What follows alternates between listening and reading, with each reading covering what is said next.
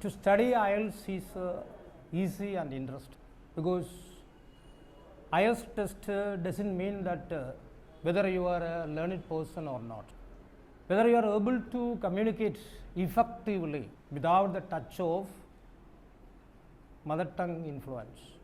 Because all of us speak in Malayalam, so when we speak in English, automatically that mother tongue influence, we can call it MTI, can come in our speaking. A professor from the UK once wrote in the Indian Express very clearly that you did not follow the accent, because we are Malayalis, we will never get that accent, 100% sure. So they don't expect it from us. So what they expect is, if you are able to speak giving intonation, giving short pauses, that's enough and more, you will get 9 out of 9. So speed is not fluency. And if you think about pronunciation, no need of thinking and studying all words pronunciations, but some individual important words pronunciation that you have to follow, that you will get from the IELTS class itself.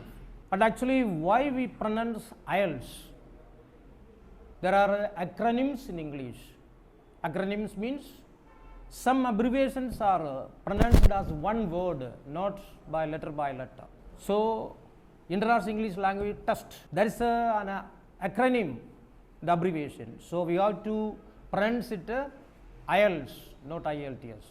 You have to pronounce always IELTS. You are studying IELTS here, is it?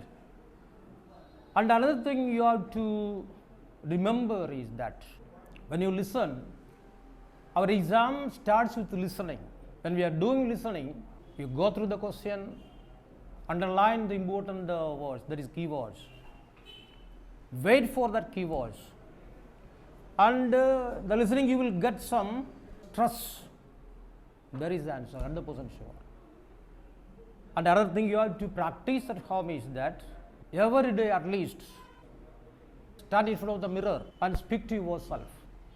Then you can see your body language, your lips movements, everything. And if you do it regularly, and if you come to the class from 10 to 5, you have to speak only in English. Even in lunch break also, speak in English. If you follow such sort of way, all the students who are sitting in front of me will get a high score, 100% sure. But at the time of speaking, you are speaking, and after that you are speaking in Malayalam, it won't do any benefit to you. That is a fact. And reading also, no need of knowing all the words meaning. You read the question first, then underline the important keywords, then think that meaning, that limited words meaning, that is enough. Then directly you can go to the paragraph and you can locate it. Inverted comma, years, just over such of only such of words. You have to underline that, because answer may be near that in all reading passages. And every paragraph, 90%, the first sentence is a topic sentence. If you know the topic sentence, 100% sure you can think that what the paragraph is going to say, going to describe. So, in between, let me remind you one thing. Don't allow IELTS to conquer you. You have to conquer IELTS. If you have the iron will, you can conquer. You can go out with the flying colors from here. And when we come to writing, that is also easy. So, it is a formal writing. So, what must you remember? Our essay style must be formal, but there is no rule, particular rule for this essay writing. But you have to think about the question. Task response must be there. You have to read the question in between while you are writing. So, task response must be there. While you are writing the introduction, you have to connect your introduction with the question, whatever may be the question. You have to connect your introduction with the question. That is a thesis sentence.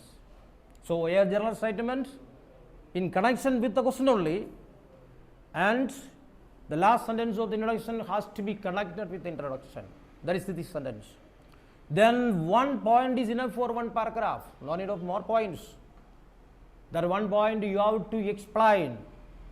Or in another words, we can say that you have to establish that point with explanation, example or evidence.